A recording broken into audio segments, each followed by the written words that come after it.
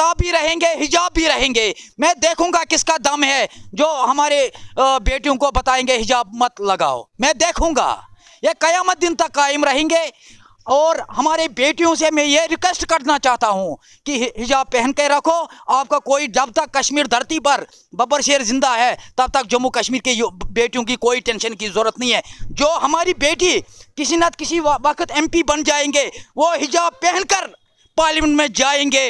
हिजाब पहनकर मैं देखूंगा किसका दम है। सारे जहां से अच्छा हिंदुस्तान हमारा, हम बुलबुले हैं इसकी, ये गुलिस्तान हमारा। हमारा जम्मू कश्मीर एक बाग था, इस बाग में रंग बिरंगे फूल खिलते हैं। मगर जब भाजपा सरकार भारत में आ गई, ये बाग सूखने लगा। इस बाग को बब्बर शेर ने कदम उठाया, इस बाग को कभी सूखने नहीं देंगे। बब्बर शेर के नाम से सोशल मीडिया पर छा जाने वाले पीरजादा मोहम्मद शफी, और अगर हम कहें इन्हें सुपर द शफी भी जो है वो टाइटल दिया गया है, वहीं पर इनके नाम से जो है वो काफ़ी ज़्यादा कंट्रोवर्सी भी क्रिएट हो गई थी कि ये बब्बर शेर है या नहीं है। लेकिन वहीं जब हमने लोगों का हिजूम देखा, जहाँ जहाँ जाते हैं वहाँ पर लोग आ जाते हैं। बहुत से लोगों से सवाल भी पूछे, उन्होंने कहा कि ये अब जो है वो जम्मू कश्मीर के बब्बर शेर है। और जब हम इनसे पूछते हैं कि बब्बर शेर का टाइटल किसने दिया, तो ये कहते हैं अल्लाह ताला ने दिया, क्योंकि उनके साथ जो है सबसे पहले मुझे लगन लगी थी, तो उन्हीं की तरफ से जो है टाइटल मिला है। लेकिन इनसे सवाल पूछते हैं, बहुत सारे सवाल हैं जो आज हम लेकर आए हैं। तो सबसे पहले आपका बहुत बहुत वेलकम है जम्मू बुलेटिन। शुक्रिया, थैंक यू मैडम। सवाल मेरा आपसे यही रहेगा कि अक्सर आप उन मुद्दों पे बोलते हैं, पहले कश्मीर से जो है जुड़ा सवाल पूछ लेते हैं। आपने देखा कि कुछ देर पहले वहाँ पर एसिड अटैक हुआ और आप भी वहाँ पर थे, आपने भी जो है निंदा की। उसके बाद में 2 बच्चियों पर जो है वो चाकू से जो है वो हमला किया गया। आखिर ये हो क्या रहा है? औज़ु बिल्लाहि मिनश शैतानिर रजीम, बिस्मिल्लाहिर रहमानिर रहीम। मैडम, जब भाजपा सरकार भारत में आ गई तब से ये वाक़ा बहुत ही पेश आए, चाहे एसिड का मसला हो या चाकू से हमला हो। हमारा कश्मीर पीछे जा रहा है। नहीं, वो कहते हैं आगे आ रहा है, कश्मीर बदल रहा है। कोई बदल नहीं जा रहा है, पीछे जा रहा है। ये किसने बोला? जिसने ये बोला मुझे दिखाओ क्या बदल गया था। हमारा कश्मीर पीछे जा रहा है, हमारा कश्मीर जल रहा है। आज लाल चौक पर झंडे की तस्वीर, उन्होंने कहा कि बच्चे खेल कूद की ओर जा रहे हैं कश्मीर के। वीडियोस आई हैं कश्मीर से जो ये लगातार कह रहे हैं कि कश्मीर बदल रहा है, कश्मीर की फिजाएं बदल रही है और नया कश्मीर दिख रहा है। मैडम, मैं एक बात बताऊंगा। जो लाल चौक में झंडा उठाने वाले, वो आपको पता है किस लिए कर रहे हैं? वो तो कर रहे हैं PSO के लिए और अकोमोडेशन के लिए। दिल से वो मोहब्बत नहीं करते हैं। दिल से मोहब्बत होना चाहिए हिंदुस्तान से, भारत से, जैसे मैं करता हूँ दिल से मोहब्बत। मैं झंडे के बगैर प्यार करता हूँ, मोहब्बत करता हूँ भारत से। जो हमारे भारत चलाने वाले, मैं उनसे नफरत करता हूँ। मैं इतना प्यार करता हूँ अपने भारत से जैसे वैसे कोई नहीं करता है। आप भारत से प्यार करते हैं, भारत चलाने वालों से नफरत करते हैं? नफरत करता हूँ। क्यों? उन्होंने हमारा जम्मू कश्मीर तबाही के दाहने पर लाया। झूठ के सिवा कुछ नहीं दिया हमारे जम्मू कश्मीर के लोगों को। चलिए, आपसे ये सवाल भी करते हैं। अभी काफ़ी ज़्यादा आप देख रहे हैं कि हिजाब जो है वो कंट्रोवर्सी में चल रहा है, और सवाल ये कर रहे हैं कि हिजाब चाहिए या किताब चाहिए, कि अगर पढ़ना है तो हिजाब को छोड़ना पड़ेगा। मैडम, मैं एक चीज़ बताऊंगा, जो सदियों से हमारा ये था, ये कयामत दिन तक बरकरार रहे। किताब भी रहेंगे, हिजाब भी रहेंगे। मैं देखूंगा किसका दम है जो हमारे बेटियों को बताएंगे हिजाब मत लगाओ। मैं देखूंगा, ये कयामत दिन तक कायम रहेंगे। और हमारे बेटियों से मैं ये रिक्वेस्ट करना चाहता हूँ कि हिजाब पहन के रखो। आपका कोई, जब तक कश्मीर धरती पर बब्बर शेर जिंदा है तब तक जम्मू कश्मीर की बेटियों की कोई टेंशन की ज़रूरत नहीं है। जो हमारी बेटी किसी न किसी वक्त MP बन जाएंगे, वो हिजाब पहनकर पार्लियामेंट में जाएंगे। हिजाब पहनकर मैं देखूंगा किसका दम है। जो मुझे ये बता, अगर हम हिंदू के धर्म पर मुसलमान कोई अटैक नहीं कर रहा है, ये कौन चाचा बन गया मुसलमानों के धर्म मजहब पे अटैक कर रहे हैं? मैं ये उन लोगों से ये पूछना चाहता हूँ, यहाँ के बजरंग दल वाले, आपने देखा हाल ही जो मुसलमानों को हिंदू से लड़ाती है, हिंदुओं को मुसलमानों से लड़ाती है, ये कुछ शरपसंद इंसान है जो देश को तोड़ने की कोशिश कर रहे हैं। इंशाल्लाह बब्बर शेर ने वो कदम उठाया जो देश के जोड़ने की कोशिश करेंगे, जो देश को तोड़ने की कोशिश नहीं करेंगे। बहुत सी बेटियों से ये सवाल पूछा गया, क्या हिजाब आपको पढ़ने से रोकता है? तो उन्होंने कहा हिजाब हमें पढ़ाई से नहीं रोकता। तो फिर पढ़ाई क्यों हिजाब को रोक रही है? कुछ स्टेट्स की मैं बात कर रही हूँ। ये तो उसके पीछे साजिश चल रही है, सियासतदानों की कौन साजिश। सी साजिश है? ये ना हिजाब मत लगाओ, वोट बैंक के लिए कर रहे हैं, और क्या कर रहे हैं? 370-35 है, वो किस लिए कर रहे हैं? कुर्सी के लिए कर रहे हैं। मुझे पता, जब 370-35 है उन्होंने खत्म किया, कौन सा तरक्की किया? और हमारे जम्मू कश्मीर ने, भारत ने कौन सा तरक्की किया उसे? मैं आपसे, आप भी जम्मू कश्मीर की बेटी है, मैं आपके से सवाल करना चाहता हूं। मुझे पता कौन सा तरक्की किया है, कौन सा जम्मू कश्मीर के युवाओं को रोजगार मिला है? हमारा जम्मू कश्मीर पीछे जा रहा है। हमारा जम्मू कश्मीर का युवा, चाहे हिंदू का बेटा हो, चाहे मुस्लिम का हो, सिखों का है, वो आज टेंशन में है, बेचैनी में है, बेकरारी में है, क्योंकि उनके पास रोजगार नहीं है। कौन सा गुनाह किया है? मुझे कोई दुश्मनी नहीं है भाजपा सरकार के साथ, मुझे यही दुश्मनी है, मुझे झूठ के साथ नफरत है। जो जम्मू कश्मीर के लोगों को वादा दिया है, वो सारे वादे आज तक फेल हो चुके हैं, कोई वादा सच नहीं निकला है। बॉर्डर बटालियन की बात करते हैं, कश्मीर में भी जो है बच्चियां प्रोटेस्ट कर रही थी, जम्मू में, लेकिन आपने देखा कि जम्मू में कुछ उलट देखने को मिल रहा था।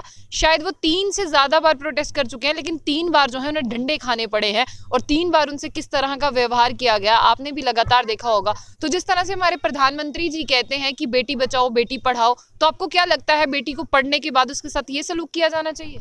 मैडम, मैं एक चीज़ बताऊंगा, इस सरकार से यही तोका है, हम पूरे जम्मू कश्मीर के लोगों को डंडे खाना है, बाकी कुछ नहीं मिलेगा। जम्मू कश्मीर चाहे बेटियां हो बेटा हो, उनको डंडे खाना है, बाकी कुछ नहीं मिलेगा। इस सरकार से कोई तोका नहीं है। इस सरकार ने तो जब वोट मांगे थे तो सबसे, मुझे लगता है, युवा थे, जो बच्चे थे, लड़के थे, लड़कियां थी, उन्होंने ही इस सरकार को जो है मौका दिया था। सोचा चलिए पहली सरकारों ने जो है रोजगार नहीं दिया, ये देंगे, लेकिन आपको क्या लगता है रोजगार दिया या छीन लिया? मुझे बताओ मैडम, बाकी मुल्कों में रोजगार मिलता है, हमारे भारत में रोजगार छीनने की कोशिश कर रहे हैं। इंशाल्लाह इस बार मुझे लग रहा है पूरे जम्मू कश्मीर के लोग तंग आ चुके हैं इस सरकार से। इस बार पठानकोट से आगे उनको भगाएंगे। जो डिलिमिटेशन की कमीशन की रिपोर्ट जब अभी आई है, जो ड्राफ्ट आया है, वो कुछ उलट ही कहता है। इसमें आपने देखा कि काफ़ी सीटों का जो फेरबदल किया गया है, और अक्सर जो लोग हैं वो ये सवाल उठा रहे हैं। तो क्या आपको लगता है कि लखनपुर से पार होंगे, या जो उनका सपना है 50 से पार, वो पूरा करें? कुछ नहीं हो जाएगा, 4 पार भाजपा 4 पार हो जाएंगे इस बार, ये याद रखना।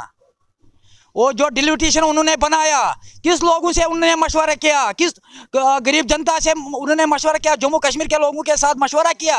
उन्होंने जो फैसला करना चाहे वो 2-3 आदमी कर रहे हैं फैसला, अपनी मन की तरीके से वो कानून बना रहे हैं। नहीं, जो डिलिमिटेशन कमीशन के रिप्रेजेंटेटिव्स थे वो यहाँ पर आए थे, कश्मीर भी गए और जम्मू भी आए थे। आपको क्या लगता है कि फिर वो लोगों से मिलने के बाद इस तरह की रिपोर्ट सामने आती है, वो क्या दर्शाती है? कोई फैसला नहीं है लोगों के हक में, ये फैसला नहीं है जो उन्होंने ये बनाया, ये लोगों के, जम्मू कश्मीर के लोगों के हित में फैसला नहीं है। ये सरासर गलत है। जम्मू कश्मीर के लोगों के साथ सौतेली माँ का सलूक कर रही है। लेकिन जहाँ तक आपने कहा सौतेली माँ, यही जम्मू कश्मीर के लोग हैं जो इन्हें आगे तक लेके जाते हैं, फिर इन्हीं के साथ सौतेली माँ का सलूक? फिर किसके साथ? जम्मू कश्मीर के लोगों के साथ सौतेली माँ का सलूक कर रही है। आप देखना इस बार पठानकोट से आगे इनको रुखसत करेंगे, भाजपा को, जम्मू कश्मीर को बचाएंगे। चलिए एक और बात कर लेते हैं। आप रूपनगर जाते हैं, आपने देखा कि वहाँ पर किस तरह का जो लोग रह रहे थे उनके साथ हुआ, लेकिन अब यहाँ पर ये भी खबरें आ रही हैं कि वहाँ पर जो है दोबारा से क्लैश जो है वो बड़ा विवाद हो रहा है, और कल आप वहीं पर थे, उसके बारे में क्या कहना चाहेंगे? क्योंकि 1 महीने से वो लोग एक टेंट में बैठे हैं और काफ़ी सर्दी भी होती है शाम के वक्त, लेकिन वो वहीं पर बैठे रहते हैं। उनमें से कई ऐसी महिलाएं हैं जो वो बीमार हैं, तब भी वो वहीं पर बैठे। मैडम, ये तानाशाही सरकार, ये गुंडाराज सरकार, ये बब्बर शेर कभी बर्दाश्त नहीं करेंगे। मैंने बर्दाश्त करना पड़ेगा क्योंकि यही चल रहा है। नहीं, इंशाल्लाह हम बर्दाश्त नहीं करेंगे। ये बर्दाश्त हद से ज़्यादा हो गया। क्यों? आप देखो रूपनगर, एक तरफ हमारा रविंद्र राणा जी बोल रहे हैं कि हम गुजरों के साथ है, शाना बशाना खड़ा है। कहाँ बैठे आज रविंद्र राणा जी? वो तो नहीं गए उनके पास। कहाँ गए वो? जो 100 साल हमारे गुजर भाई वहाँ रहते हैं, 100 साल के बाद उनको उठाया। ये शर्म की बात है। क्या हम जम्मू कश्मीर के रहने वाले, ये गुजर बकरवाल हिंदुस्तान के साथ नहीं है?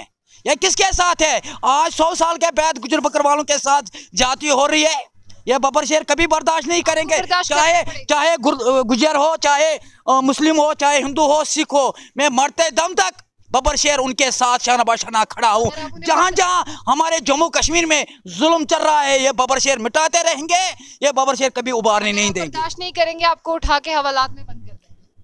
तो उनका यही कानून है, जो जम्मू कश्मीर के लिए बात करेंगे, हक के लिए लड़ेंगे, उनको जेल में ठोकते हैं, जेल में बंद कर रहे हैं। ये सरकार यही है, और इस सरकार से यही तोका है, इस सरकार से यही जेल खाना की तोका है, बाकी कुछ नहीं मिलेगा। ऐसे बाहर तो बात कर पा रहे हैं, अगर उठा के अंदर कर देंगे तो बात भी कैसे करेंगे?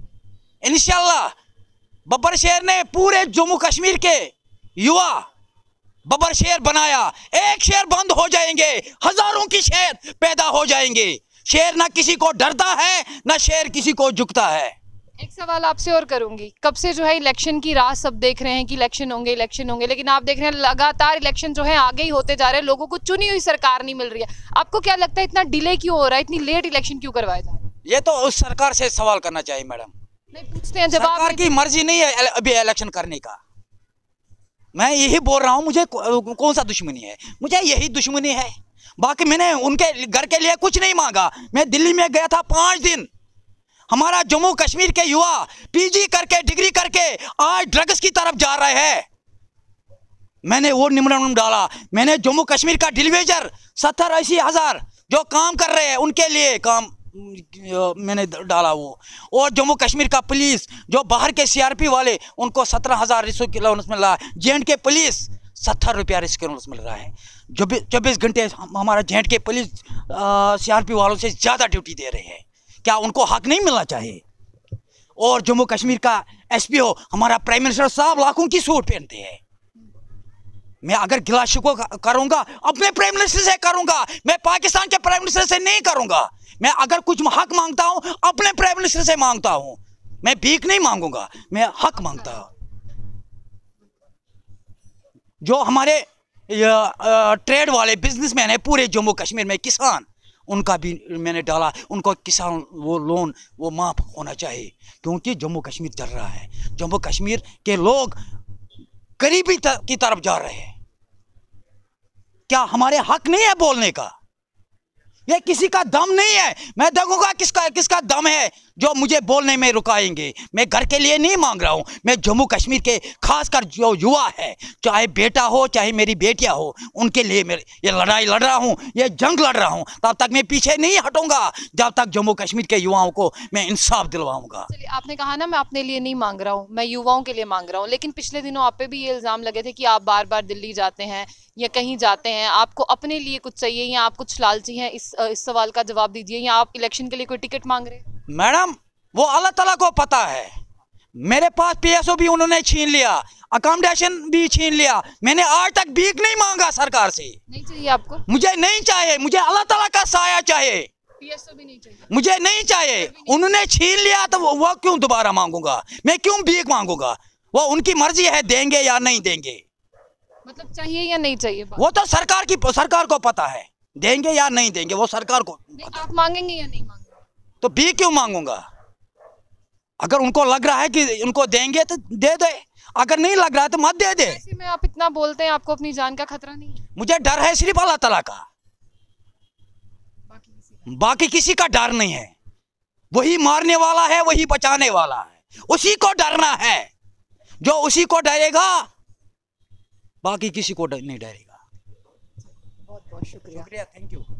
ये थे हमारे साथ जम्मू कश्मीर के बब्बर शेर, और साफ तौर पर ही कह देते हैं, बिल्कुल निडर होकर कहते हैं और बिना किसी से डरे कहते हैं कि सिर्फ अल्लाह ताला से डरता हूँ, बाकी किसी से कुछ नहीं डरता। और जिस तरह से इन पर जो एक सवाल था, जो एक टैग लाइन थी कि जी मैडम, मैं एक आपको बताऊंगा, सारे जहां से अच्छा हिंदुस्तान हमारा, हम बुलबुले हैं इसकी, ये गुलिस्तान हमारा। हमारा जम्मू कश्मीर एक बाग था, इस बाग में रंग बिरंगी फूल खिलते हैं।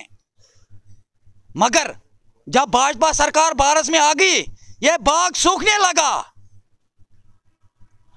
इस बाग को बब्बर शेर ने कदम उठाया, इस बाग को कभी सूखने नहीं देंगे, इस बाग को पानी डालते रहेंगे। मेरा मिशन यही है। भाजपा सरकार ये कहती है ये बाग और ये चमन पहले सूखा हुआ था, पानी हमने आके डाला। मुझे पता क्या डाला पानी। भाजपा सरकार का यही दावा है, इस बाग में एक ही फूल खिलेंगे, वो कमल का फूल। ये हम कभी बर्दाश्त नहीं करेंगे, इसका रंग बिरंगी, जम्मू कश्मीर में रंग बिरंगी फूल खिलेंगे। शुक्रिया, थैंक यू। साफ तौर पर आपने सुना इन्होंने क्या कहा। आप अपनी राय जो है कमेंट बॉक्स में रखिए। और बहुत से युवा हैं जो इनको फॉलो करते हैं और ये चाहते हैं, और युवाओं के लिए ही अक्सर बात करते हैं, युवाओं से ही शुरू करते हैं और युवाओं पर जो है इनकी बात आकर ख़त्म हो जाती है। और एक छोटा सा मैसेज जो हमेशा देते हैं कि युवाओं को जो है ड्रग्स से दूर रहना चाहिए। अब देखते हैं आने वाली सरकारें जो है युवाओं के लिए क्या कुछ जॉब पॉलिसी लेकर आती है और किस तरह की पॉलिसी जो है इनके फ्रेम करती है। तो ऐसी और भी अपडेट्स के लिए देखते रहिए जो बुलेटिन। आशिया खान के साथ, अल्लाह हाफिज़।